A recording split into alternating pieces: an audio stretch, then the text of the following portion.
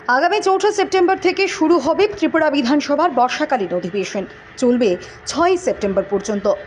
বুধবার বিধানসভায় অনুষ্ঠিত বিজনেস অ্যাডভাইজারি কমিটির বৈঠকে এই সিদ্ধান্ত নেওয়া হয়েছে।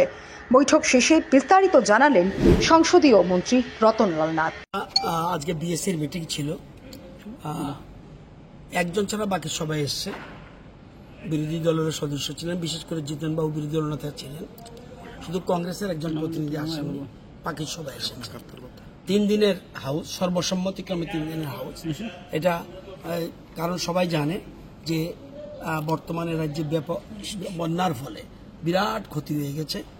এই ক্ষতির কারণে সবাই বিশেষ জনপ্রতিনিধিরা সবাই মাঠে রয়েছে। তবু সবাই সিদ্ধান্ত নিয়েছে অ্যাসেম্বলি বেশি দিন করার দরকার নেই, আমরা মাঠে থাকা দরকার। শুধু 3 দিনের জন্য না করলেই নয়, সেজন্য 3 দিনের নিয়ে আলোচনা হবে। বুধবার, বৃহস্পতিবার, শুক্রবার প্রাইভেট মেম্বারদের রেজলিউশন যেমন থাকবে, আবার বুধবারে ফ্লাড নিয়ে আলোচনা করবে, রুলিং পার্টির লোক আলোচনা করবে, অপোজিশনও করবে।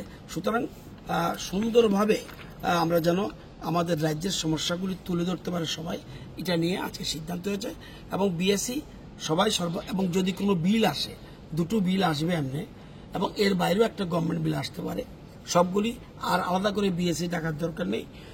স্পিকারকে আমরা দায়িত্ব দিয়ে দিয়েছি, উনি এগুলি অ্যাডজাস্ট করে নেবেন।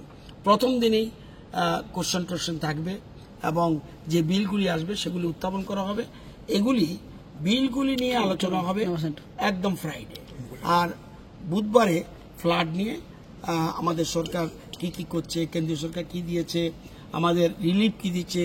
আমার পাশে খাদ্যমন্ত্রী আছেন এবং খুব সুষ্ঠুভাবে রিলিফ বিলি হচ্ছে, এবং আমাদের কেন্দ্রীয় সরকার সাহায্য করছে, অন্যান্য রাজ্য থেকে আমাদের সাহায্য আসছে। সবাই মিলেমিশে আমরা এই অবস্থায় যাতে মানুষের পাশে দাঁড়াতে পারি, আজকে বিএসসি মিটিংয়ে আলোচনা। এবং বিএসসির শুরুতেই যারা এই বন্যায় বিশেষ করে নিহত হয়েছেন, মারা গেছেন, তাদের আত্মার সদ্গতি কামনা করে আমরা 1 মিনিট নীরবতা পালন করেছি। বুধবার, বৃহস্পতিবার, শুক্রবার, 4 তারিখ, 5 তারিখ, 6 তারিখ, 4 সেপ্টেম্বর, 5 সেপ্টেম্বর, 6 সেপ্টেম্বর।